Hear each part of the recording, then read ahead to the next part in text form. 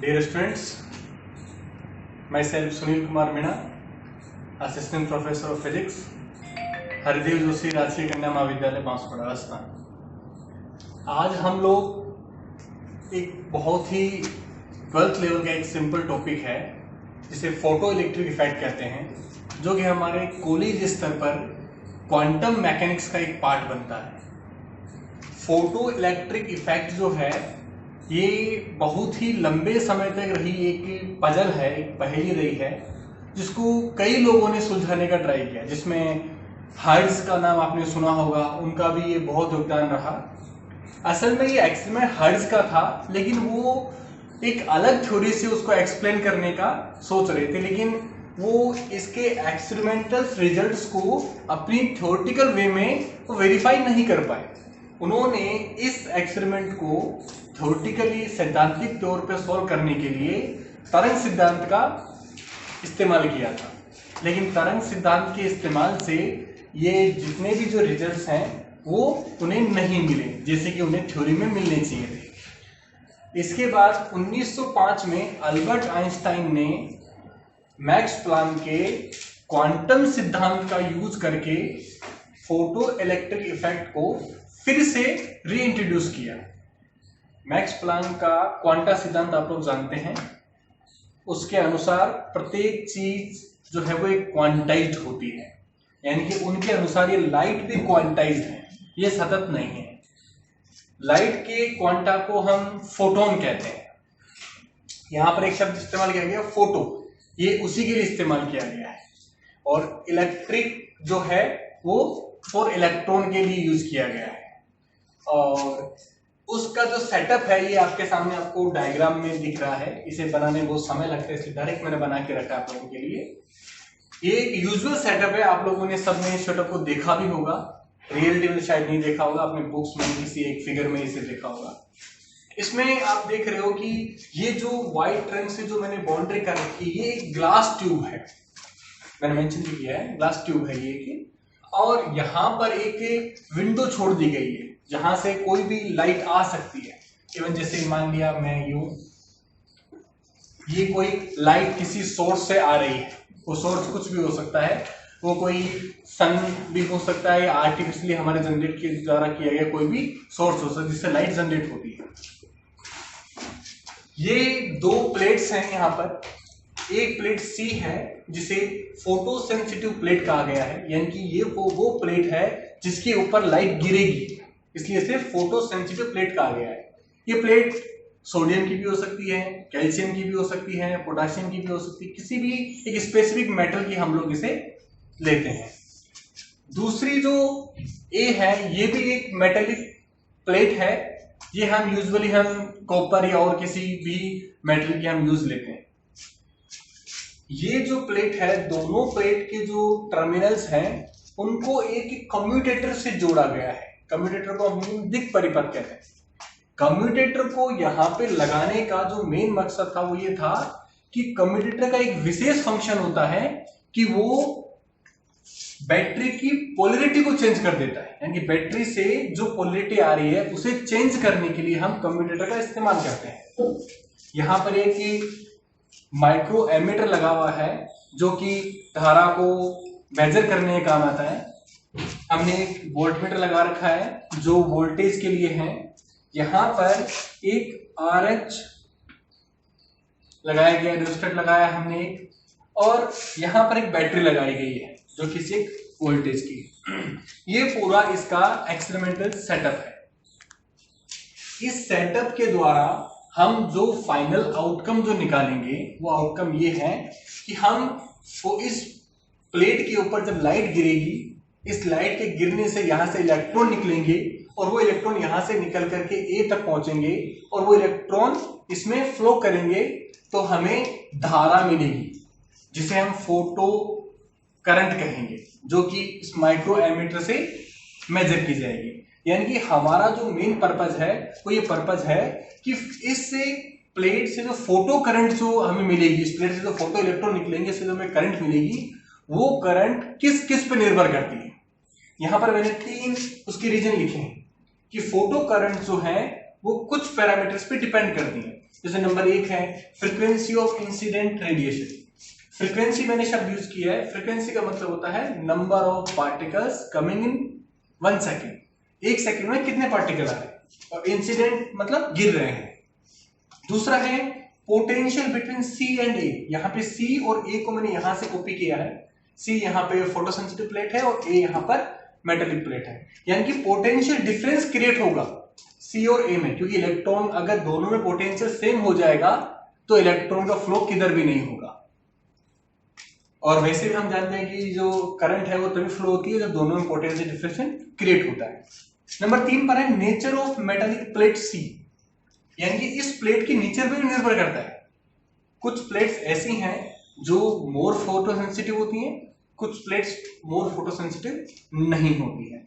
ये 3 फैक्टर्स हैं जिसके ऊपर ये करंट डिपेंड करती है। अब हम इसका केवल एक्सपेरिमेंटल पार्ट देखेंगे, यानी कि इस सेटअप से हमें क्या क्या रिजल्ट्स मिल रहे हैं।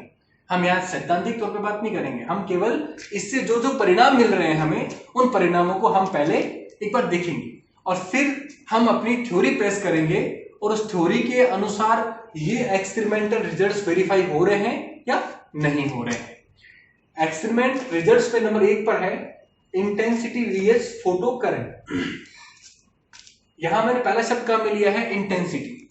इंटेंसिटी का जो मतलब होता है वो ये होता है light energy fall on unit area पर सेकेंड, यानी किसी भी एक एरिया पर जो लाइट गिर रही है 1 सेकेंड में, वो उसकी इंटेंसिटी को शो करता है। कई बार हम इंटेंसिटी में और फ्रीक्वेंसी में कंफ्यूज हो जाते हैं, दोनों को ध्यान रखना।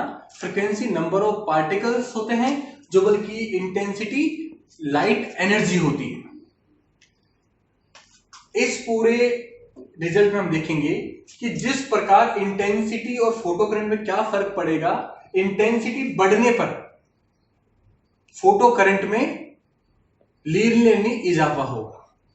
जैसे कि यहां से जो सोर्स से जो आ रहे हैं, इंटेंसिटी का मतलब क्या हुआ कि light energy fall on unit area पर सेकेंड, यानी 1 सेकेंड में यहां पर इस एरिया पे जो लाइट गिरेगी वो एनर्जी जितनी ज्यादा गिरेगी उतनी ज्यादा क्या होगा, इलेक्ट्रॉन वहां से निकलेंगे, और जितने ज्यादा इलेक्ट्रॉन निकलेंगे उतनी ज्यादा क्या होगी, यहां पे धारा फ्लो होगी। इसका मतलब क्या हुआ कि इंटेंसिटी बढ़ने पर फोटो करंट में इजाफा होना चाहिए। यानी कि अगर हम फोटो करंट में और इंटेंसिटी में अगर ग्राफ ड्रॉ करें, वो हमें क्या मिलेगा, लीनियरली मिलता है। ये एक्सपेरिमेंटल रिजल्ट है, ये हमने एक्सपेरिमेंटली निकाला है। नंबर 2 एक्सपेरिमेंट रिजल्ट ये है effect of voltage on photo current. अगला ये रिजल्ट है कि इफेक्ट ऑफ वोल्टेज, यानी कि वोल्टेज का क्या फर्क पड़ेगा। मान लिया हमने एक सेटअप में कोई वोल्टेज यहां से अप्लाई नहीं किया और यहां पर लाइट सोर्स से यहां पर लाइट गिर रही है। यहां पर जो लाइट गिर रही है उससे कुछ इलेक्ट्रॉन बाहर निकलेंगे और वो ट्रेवल करके यहां तक पहुंचेंगे और हमें कुछ फोटो करंट मिलेगी, यानी कि हमने कोई वोल्टेज अप्लाई नहीं कर रखा अभी इसमें। तो मान लिया 0 वोल्टेज अप्लाई के ऊपर हमें ये इतनी हमें फोटो करंट मिल रही है ऑलरेडी। हमने क्या किया, हमने यहां पर वोल्टेज बढ़ाना शुरू किया ग्राफ के, यानी कि हमने ये जो टर्मिनल है इसका वोल्टेज बढ़ाया। इसका वोल्टेज बढ़ाने पे क्या होगा, ये मोर पॉजिटिव होगा इससे, तो इससे निकलने वाले जो इलेक्ट्रॉन है वो बहुत तेजी से पॉजिटिव की ओर गति करेंगे। मैं एक बार रिपीट कर देता हूं, हम यहां पर इस एक्सपेरिमेंट के रिजल्ट में हम जो ए है इसका पोटेंशियल बढ़ाएंगे विथ रेस्पेक्ट टू सी, यानी कि मान लिया सी का पोटेंशियल जो है वो मान लिया अगर 2 है तो हम ए का पोटेंशियल ग्रेटर देन 2 रखेंगे, यानी कि उसको बढ़ा करके हम ए ग्रेटर देन 2, 5, 10 जितना भी वोल्टेज हम बढ़ा सकते हैं वोल्टेज बढ़ाएंगे। वोल्टेज यहां बढ़ाने पर पॉजिटिविटी जब यहां बढ़ेगी तो इलेक्ट्रॉन बहुत तेज गति से इधर की ओर आने की कोशिश करेंगे, यानी कि जैसे ही लाइट यहां पे गिरी इलेक्ट्रॉन निकला और निकलते क्या होगा, ये माइनस है और ये क्या होगा पॉजिटिव, तो माइनस क्या होगा पॉजिटिव की तरफ बहुत तेज गति से जाएगा और यहां पर वो एब्जॉर्ब होगा, और ये जितनी जल्दी से एब्जॉर्ब होगा और जितने ज्यादा ये एब्जॉर्ब होंगे उतनी ज्यादा क्या होगी, करंट बढ़ेगी। तो हमने क्या किया, वोल्टेज को बढ़ाना शुरू किया एक डिफरेंट पॉइंट्स के ऊपर। हमने देखा कि वोल्टेज के बढ़ाने पर फोटो करंट में लगातार इजाफा हो रहा है, लेकिन हम नोटिस कर रहे हैं कि एक टाइम के बाद यहां पर करंट में कोई लीनियरली इजाफा नहीं हो रहा है, वो एक सैचुरेट पोजीशन गेट कर रही है, वो एक कांस्टेंट हो गई है, वो अब नहीं बढ़ रही है। इसका मतलब क्या हुआ, क्यों नहीं बढ़ रही है? क्योंकि हमने यहां पर बहुत हाई वोल्टेज कर दिया। तो क्या होगा, इलेक्ट्रॉन यहां से निकला और निकलते एक लिमिट होती है उसकी भी चलने की, उतनी फास्ट चलते वो यहां से रिसीव हो गया, अब उससे तेज वो नहीं चल सकता। जितने इलेक्ट्रॉन यहां निकले उतने के उतने सारे इलेक्ट्रॉन यहां पहुंच गए, तो अब वहां पर करंट में कोई भी इजाफा नहीं होगा। ये तो हुई पहली कंडीशन, है कि ग्राफ का आधा पार्ट हुआ है। इस आधे पार्ट को डिजाइन करते हुए हमने दो चीजों का विशेष ध्यान रखना है। हमने क्या किया है, हमने फ्रीक्वेंसी और इंटेंसिटी को कांस्टेंट रखा है, यानी कि हम इन दोनों को फिक्स रखेंगे, इन दोनों को हम चेंज नहीं करेंगे। इसका दूसरा पार्ट क्या है कि एक बार तो हमने क्या किया, इसका वोल्टेज लगातार बढ़ाया हमने, किसके रेस्पेक्ट में, सी के रेस्पेक्ट में। दूसरी बार क्या करेंगे हम लोग, दूसरी बार हम लोग ए का पोटेंशियल लगातार कम करेंगे। हम अगर ए का पोटेंशियल लगातार कम करेंगे विथ रेस्पेक्ट टू सी, यानी कि हम इस बार क्या कर रहे हैं, इस बार हम ए को सी से कम कर रहे हैं पोटेंशियल में, तो क्या होगा, यहां से जो इलेक्ट्रॉन निकल रहे हैं वो यहां नहीं जाएंगे। ये वो स्थिति है जहां पर कोई भी वोल्टेज अप्लाई नहीं किया गया है, हमें फिक्स एक फोटो करंट मिलती है, फिर उसको जब नेगेटिव करते हैं हम लोग, यानी कि इसमें नेगेटिव किया तो जो इलेक्ट्रॉन निकल रहा है बहुत हाई एनर्जेटिक है, वही यहां तक पहुंच रहा है। बाकी क्या होगा, ये नेगेटिव पार्ट इन इलेक्ट्रॉन्स को धकेलेगा, इधर इस तरफ धकेलेगा, और एक समय आएगा जब यहां पर इतना सारा नेगेटिव हो जाएगा कि कोई भी इलेक्ट्रॉन यहां से निकला हुआ नेगेटिव वो यहां तक नहीं पहुंच पाएगा, और यहां पर करंट का फ्लो नहीं होगा, और यहां पर हमें कोई भी करंट रिसीव नहीं होगी। यानी कि वो पॉइंट होगा, वो ये पॉइंट होगा जिसे -V0 कहा गया है, यानी कि वो पोटेंशियल जहां पर इस सर्किट में कोई भी करंट फ्लो नहीं हो रहा है उसको इंट्रोड्यूस किया गया है स्टॉपिंग पोटेंशियल से। यही एक्सपेरिमेंट डिफरेंट इंटेंसिटी के साथ किया गया तो हमें ये सेम रिजल्ट्स मिलते हैं, लेकिन इन रिजल्ट्स की एक ब्यूटीफुल बात क्या है कि उन सबका परिणाम एक सेम है, कि सबका स्टॉपिंग पोटेंशियल सेम रहता है। ये उसका एक्सपेरिमेंटल रिजल्ट है। नंबर 3 पर है effect of frequency on incident radiation on stopping potential. इन्होंने ये कहा है कि अब तीसरा जो रिजल्ट है वो क्या है कि हम इंटेंसिटी को फिक्स रख रहे हैं और फ्रीक्वेंसी को बदल रहे हैं। फ्रीक्वेंसी मतलब गिरने की जो नंबर ऑफ पार्टिकल्स है उनको हम लगातार बदल रहे हैं। हम उसमें क्या करेंगे, पहली स्थिति में हमने कोई वोल्टेज नहीं लगाया, जब कोई वोल्टेज नहीं लगाएंगे तब वो पॉइंट्स हमेशा ये मिलेंगे। जब हम ए वाला पॉइंट बढ़ाएंगे, वोल्टेज यहां बढ़ाएंगे, तो क्या होगा, करंट लगातार इजाफा होगा और एक लिमिट के बाद तो सैचुरेट हो जाएगी, ठीक इसी प्रकार। और ये होगी आपकी सैचुरेटेड फेज करंट रहती है, यानी कि जब वो ए को लगातार पोटेंशियल उसका बढ़ाया जाता है विथ रिस्पेक्ट टू सी, तो उसकी फोटो करंट लगातार बढ़ती है और एक टाइम बाद में वो सैचुरेट हो जाती है, कि फिर वो करंट नहीं बढ़ती है। उसका रिवर्स पार्ट करते हैं, जब हम कोई भी वोल्टेज अप्लाई नहीं करते हैं तो इतनी फोटो करंट मिलती है, और फिर उस ए को नेगेटिव पोटेंशियल करते हैं विथ रिस्पेक्ट टू सी, तो लगातार फोटो करंट कम होती जाती है।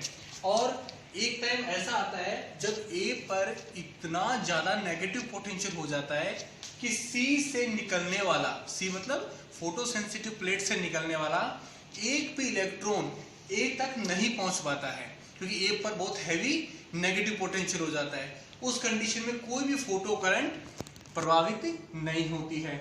जब कोई भी फोटो करंट प्रभावित नहीं होती है तो यहाँ पर ये कंडीशन आती है, यानी किसी एक नेगेटिव पोटेंशियल पर फोटो करंट का मान 0 हो जाता है। इस पॉइंट को कहा जाता है स्टॉपिंग पोटेंशियल। यही सेम प्रोसेस हम फ्रीक्वेंसी 2 के लिए करते हैं। पहला फ्रीक्वेंसी 1 के लिए किया, अब फ्रीक्वेंसी 2 के लिए करते हैं। फ्रीक्वेंसी 2 पर करेंगे तो सिमिलर प्रोसेस होगी।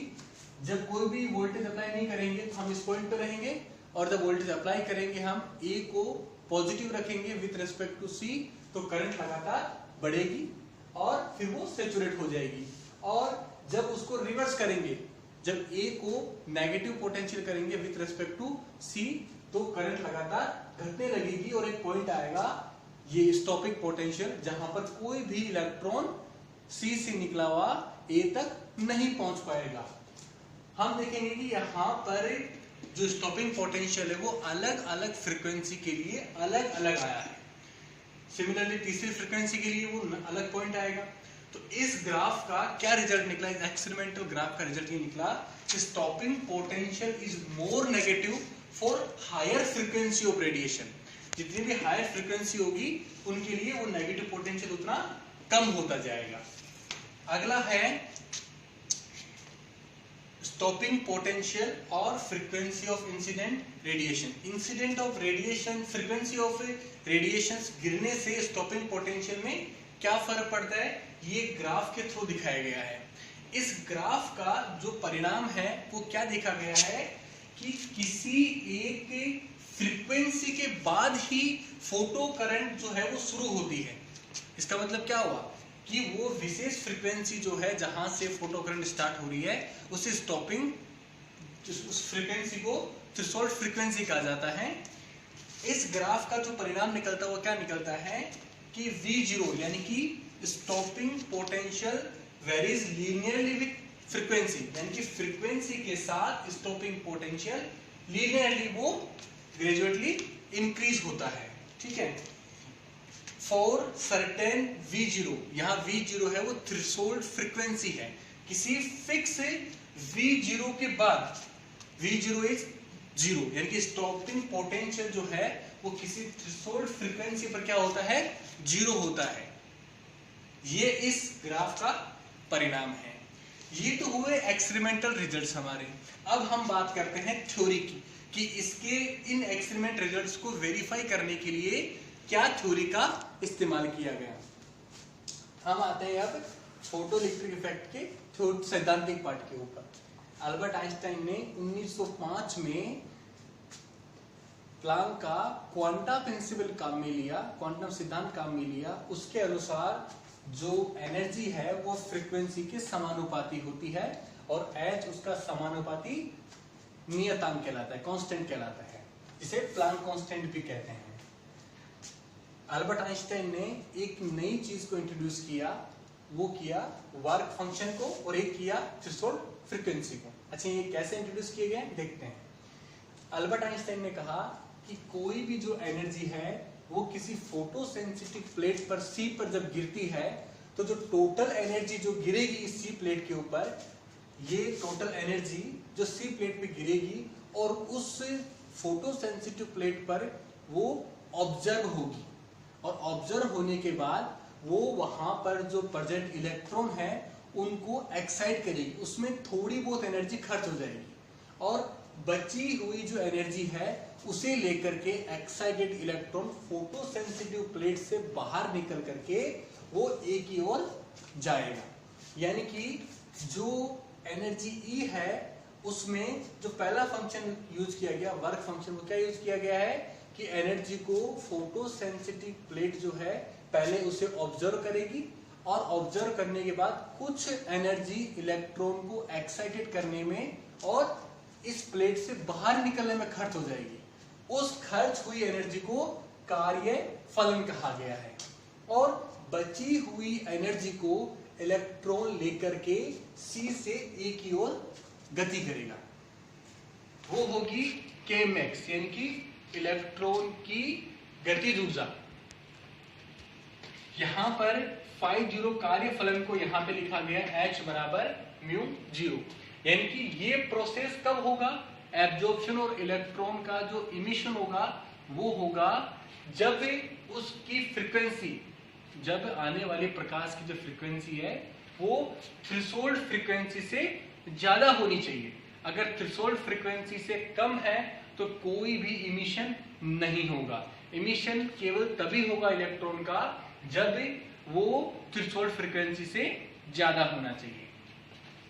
तो यहाँ पर जो कार्यफलन है 50 वो H म्यू 0, H प्लांक नियतांक और ये थ्रेशोल्ड फ्रीक्वेंसी है। और थ्रेशोल्ड फ्रीक्वेंसी का फॉर्मूला क्या बनेगा 50/H, ये एक मैथमेटिकल टर्म है। यहाँ पर टोटल जो एनर्जी है वो दो टर्मों से होगा, एक तो कार्यफलन यानी कि जो एनर्जी इलेक्ट्रॉन को एक्साइटेड करने और बाहर निकालने में खर्च हो गई, प्लस बची हुई एनर्जी को इलेक्ट्रॉन लेकर के गति करेगा, जिसे काइनेटिक एनर्जी कहते हैं। यानी कि दोनों का जोड़ टोटल एनर्जी के बराबर, क्योंकि ऊर्जा हमेशा संरक्षित रहती है। अब इन टर्मों को रीअरेंज किया मैंने, E को लिख सकता हूं मैं h इस फॉर्मूले से, और फाई को मैंने यहां अरेंज किया और k मैक्स को मैंने यहां अरेंज किया। k मैक्स को मैंने यहां अरेंज किया और h न्यू में से फाई जीरो माइनस किया। ये जो इक्वेशन बन रही है, ये जो समीकरण बन रही है, ये अल्बर्ट आइंस्टाइन ने दी और इसे कहा जाता है आइंस्टाइन फोटो इलेक्ट्रिक इक्वेशन। ये उसकी पूरी हाइपोथेसिस है कि उन्होंने इसको सॉल्व करने के लिए क्या क्या डिजाइन किया। अब ये जो इक्वेशन बना दी गई है, इस इक्वेशन से हमारे एक्सपेरिमेंटल पार्ट कैसे वेरीफाई होते हैं, इसके लिए हम लोग देखते हैं। यानी कि हम देखेंगे रिजल्ट्स ऑफ इक्वेशन, यानी कि इस इक्वेशन के क्या क्या परिणाम निकले हैं। पहला परिणाम निकला है K max depend linearly on V frequency, यानी कि K max हम देख रहे हैं वो केवल फ्रीक्वेंसी पर डिपेंड कर रही है, यहाँ पर कहीं भी इंटेंसिटी का टर्म नहीं आया है। यानी कि K max depend linearly on frequency and independent of intensity, यानी कि वो इंटेंसिटी पे डिपेंड नहीं करती है। दूसरा परिणाम क्या निकला, K max never be negative. K max का मतलब क्या हुआ, K max का मतलब हुआ इलेक्ट्रॉन की गतिज ऊर्जा। इलेक्ट्रॉन की गतिज ऊर्जा क्या होगी, हाफ mv स्क्वायर, और यहाँ पे जो टर्म है वेलोसिटी, ये वेलोसिटी का टर्म कभी भी नेगेटिव नहीं हो सकता, क्योंकि जो गति है वो कभी भी ऋणात्मक नहीं हो सकती है। तो इसका मतलब K max हमेशा बड़ा होगा जीरो से। इसका मतलब क्या हुआ कि ये जो K max है वो हमेशा जीरो से बड़ा होगा। इसका मतलब क्या हुआ कि जो h न्यू का टर्म है वो हमेशा बड़ा होना चाहिए फाई जीरो से। यानी कि मान लिया h न्यू की वैल्यू 10 है, तो यहाँ पर वैल्यू 9 होनी चाहिए, 10 से कम होनी चाहिए, तभी ये वैल्यू क्या होगी, पॉजिटिव होगी। यहाँ पर h nu greater than phi zero होना चाहिए। ये एकदम पॉजिटिव कब होगा, जब h nu greater than phi zero हो। h न्यू और फाई जीरो को मैंने इस फॉर्मूले से h न्यू जीरो लिखा, और यहाँ आया frequency greater than threshold frequency. यानी कि इस चीज का जो परिणाम निकला है वो क्या निकला है कि किसी भी फोटो इलेक्ट्रॉन के इमिशन के लिए, यानी किसी भी इस प्लेट से फोटो इलेक्ट्रॉन को निकलने के लिए क्या शर्त होनी चाहिए कि उसकी जो आने वाली प्रकाश की जो किरण है उसकी फ्रीक्वेंसी थ्रेशोल्ड फ्रीक्वेंसी, यानी कि इस धातु की थ्रेशोल्ड फ्रीक्वेंसी से ज्यादा होनी चाहिए, तभी इलेक्ट्रॉन बाहर निकलेगा, अन्यथा इलेक्ट्रॉन बाहर नहीं निकलेगा। अब हम बात करते हैं, हमने एक्सपेरिमेंटल रिजल्ट में जो पहला रिजल्ट पढ़ा था वो पढ़ा था कि इंटेंसिटी वर्सेस फोटो करंट, और उसमें हमने क्या पढ़ा था कि फोटो करंट जो है वो इंटेंसिटी बढ़ाने पर लगातार बढ़ती, लीनियरली बढ़ती है। लेकिन यहाँ पर हमने इंट्रोड्यूस किया कि इसमें इंटेंसिटी का कोई रोल नहीं है। तो आप लोगों को मैं इंट्रोड्यूस कर दूं कि थोड़ा सा डिफरेंस है। इंटेंसिटी का मतलब क्या होता है, energy quanta fall on a unit area पर सेकंड, एक एरिया पर एक सेकंड में जो गिरती है वो उसकी इंटेंसिटी होती है। यानी कि यहाँ पर इस सी प्लेट के ऊपर जो क्वांटा गिरा, एनर्जी क्वांटा गिरा, उसका वर्क क्या है, उसका वर्क है यहाँ से इलेक्ट्रॉन को एक्साइटेड करके और इलेक्ट्रॉन को बाहर निकालना। ये काम होता है इंटेंसिटी का। और K max का क्या काम है, K max का काम है कि इलेक्ट्रॉन की वो गतिज ऊर्जा जो C से A तक पहुंचने में काम आ रही है। देखो दो अलग अलग टर्म है। K max तो क्या है, इलेक्ट्रॉन की गतिज ऊर्जा है, और इंटेंसिटी का वर्क क्या है, इस प्लेट से इलेक्ट्रॉनों को बाहर निकालने का काम है।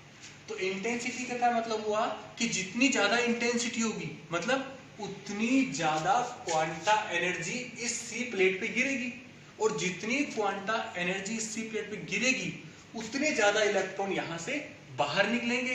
तो यानी कि जितने ज्यादा इलेक्ट्रॉन यहां से बाहर निकलेंगे उतनी ज्यादा क्या होगी, फोटो करंट होगी। तो आप लोग समझ गए होंगे कि इसमें इंटेंसिटी का क्या रोल है और K max का क्या रोल है। अब आगे आता है फोटो करंट इज जीरो, यानी कि इन्होंने कहा है कि फोटो करंट है वो कब जीरो हो सकती है। हमने यहां पर भी देखा था कि फोटो करंट का मान जीरो कब होता है, फोटो करंट का मान जीरो तब होता है जब मैक्सिमम काइनेटिक एनर्जी वाला इलेक्ट्रॉन C से चल करके, यानी कि यहां से जो इलेक्ट्रॉन निकला है वो मैक्सिमम काइनेटिक एनर्जी का इलेक्ट्रॉन, गतिज ऊर्जा का इलेक्ट्रॉन यहां से चल करके जब यहां तक नहीं पहुंच पाता है, उस कंडीशन में से हम कहते हैं स्टॉपिंग पोटेंशियल। यानी कि A पर जो नेगेटिव पोटेंशियल अप्लाई करते हैं वो इतना ज्यादा हो जाता है कि वो C से निकले हुए इलेक्ट्रॉन को A तक जाने ही नहीं देता। यानी कि इधर से पोटेंशियल, नेगेटिव पोटेंशियल से रोक रहा है, वो इलेक्ट्रॉन इधर से गति करने की कोशिश कर रहा है। एक ऐसी स्टेज आएगी जब ये पोटेंशियल इसे यहाँ से इधर जाने नहीं देगा। मतलब क्या हुआ, ये दोनों बराबर है। ये ज्यादा होगा तो ये चला जाएगा, ये ज्यादा होगा तो क्या होगा, मतलब दोनों बराबर होने चाहिए। तो उन्होंने कहा कि मैक्स इक्वल टू EV0, ये कंडीशन मैंने यहां पर यूज की है कि मैक्स बराबर EV0 कब, जब फोटो करंट 0 हो जाती है। अब आइंस्टाइन की इक्वेशन से, ये वाली इक्वेशन है इक्वेशन, ठीक है, ये इक्वेशन मैंने यहाँ की सीधी यहाँ लिखी है और उसमें शर्त क्या है कि जो थ्रेशोल्ड फ्रीक्वेंसी है वो आने वाली फ्रीक्वेंसी थ्रेशोल्ड फ्रीक्वेंसी से ज्यादा होनी चाहिए। अब K मैक्स को मैंने इस इक्वेशन से EV0 लिखा और यहाँ h nu और phi 0 जो आया कॉपी करके लिखा नीचे मैंने, इस E को डिवाइड कर दिया पूरी इक्वेशन से, तो h अपॉन E फ्रीक्वेंसी और phi 0 अपॉन E। ये जो इक्वेशन है, ये इक्वेशन सिमिलरली स्ट्रेट लाइन की इक्वेशन है, it like equation of a straight line, जो क्या होती है y बराबर mx प्लस c, जहां पर m क्या होता है, m यहाँ पर स्लोप होता है। कंपेयर करें इन दोनों इक्वेशन को अपन, इक्वेशन 1 और सेकंड को, तो हम क्या गेट करेंगे कि स्लोप, m स्लोप जो है वो क्या होगी, h अपॉन e होगी। जो m है वो h अपॉन e के बराबर होगी और c किसके बराबर होगा, माइनस phi 0 अपॉन e। ये अपन लोग मैथमेटिक्स में सिंपली करते हैं। अब देखो इस इक्वेशन का क्या परिणाम निकला, इस इक्वेशन का परिणाम ये निकला कि जो एच ई है वो ग्राफ की स्लोप है और ये क्या है, नेगेटिव पोटेंशियल। इस चीज को आप यहां पर देखिए आकर के, इसमें क्या था, स्टॉपिंग पोटेंशियल जो है वो किसी स्पेसिफिक फ्रीक्वेंसी के बाद ही स्टार्ट हो रहा था। यहां पर देखिए इस इक्वेशन में आप देखेंगे कि ये जो पार्ट C है, यानी कि ये जब टर्म 0 हो जाए, यानी कि इस पॉइंट को देखिए, इस पॉइंट में क्या होगा, स्टॉपिंग पोटेंशियल ये टर्म है और ये जो टर्म है माइनस phi 0, वो क्या इंडिकेट करता है कि इस ग्राफ को थोड़ा सा आगे बढ़ाया जाए अगर, तो इधर पोटेंशियल V0 पॉजिटिव होगा और इधर V0 नेगेटिव होगा। और हम देखेंगे किसी एक मेटल के लिए जो ये ग्राफ है वो माइनस phi 0 अपॉन E कब होगा, जब इस पॉइंट के ऊपर,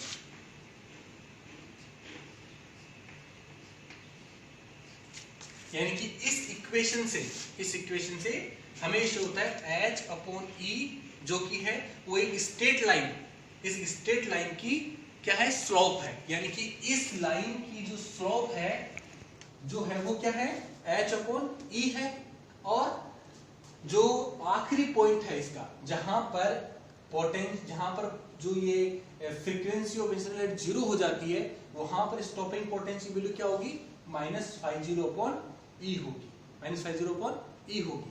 और जब ये आइंस्टाइन ने इंट्रोड्यूस किया था तब हमें h की एग्जैक्ट वैल्यू नहीं पता थी, ना ही हमें E की कोई एग्जैक्ट वैल्यू पता थी। मिलकर ने h और E की वैल्यू अपने ऑयल ड्रॉप एक्सपेरिमेंट से निकाला और असल में वो इसे डिस्प्रूव करना चाहता था। वो इस ग्राफ की जो स्लोप थी h अपॉन E से वो डिस्प्रूव करना चाहता था, लेकिन फॉर्चुनेटली वो अल्बर्ट आइंस्टाइन और प्लैंक के लिए बहुत ही अच्छा रहा। उन्होंने जो वैल्यूज निकाली, वो उनका जो अनुपात निकला वो एग्जैक्ट एक्सपेरिमेंटल ग्राफ से मैच कर गया। इसका मतलब क्या हुआ, वो उसे डिस्प्रूव करना चाहता था लेकिन उसने उसे प्रूव कर दिया। इस फोटो इलेक्ट्रिक इफेक्ट की कंप्लीट एक्सप्लेनेशन के लिए अल्बर्ट आइंस्टाइन को 1921 में नोबेल प्राइज से सम्मानित किया गया था। तो आपने सबने देख लिया, ये एक फोटो इलेक्ट्रिक इफेक्ट का मैंने प्रयास किया है वीडियो बनाने का। और आपका जो भी कोई कमेंट हो, कोई क्वेश्चन हो, आप लोग इसमें पूछ सकते हैं कमेंट बॉक्स में।